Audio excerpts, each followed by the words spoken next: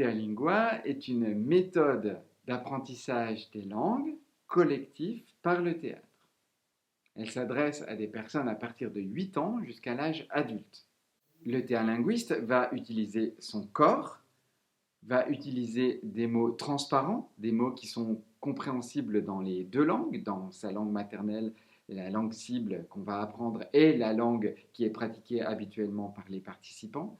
Et il va utiliser aussi des jeux, il va utiliser l'énergie, il va utiliser la répétition, le fait de s'amuser ensemble pour aider à l'apprentissage de cette langue.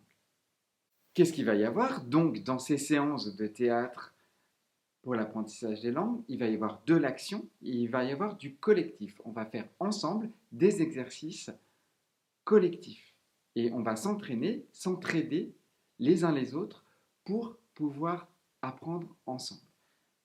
On va faire ce travail avec des groupes de 12 à 15 personnes. C'est les groupes, la taille des groupes à partir desquels on travaille. Pourquoi pas plus petit et pourquoi pas plus grand? Pas plus petit parce qu'on a besoin de créer une dynamique de groupe. On a besoin que quelque chose se passe ensemble. On a besoin de pouvoir être entraîné par le groupe. Si on est 3, il n'y a pas de groupe. Il y a un petit groupe, mais ce n'est pas assez pour créer une dynamique. Et si on est trop, si on est plus de 15, plus de 20, on va pas pouvoir, le théalinguiste ne va pas pouvoir avoir l'attention sur chaque participant. Donc on va être perdu, on va faire d'autres choses qu'une attention particulière. Le théalinguiste va donc utiliser la dynamique de groupe et en même temps il va faire attention à chacun. On peut travailler avec des grands groupes, travailler à partir de 30 personnes, 40 personnes, 50 personnes, 100 personnes. On peut faire ça aussi, mais on ne va pas faire les mêmes choses, les mêmes exercices, les mêmes idées. Ce qu'on va faire, on va travailler, si on travaille avec un grand groupe, avec de la répétition, on va travailler avec du contact, on va travailler avec de l'énergie collective, tout ce qui est brise-glace, tout ce qui est action, tout ce qui est rencontre. Le niveau de langue, il va être à partir de A1, à partir d'un niveau très très faible.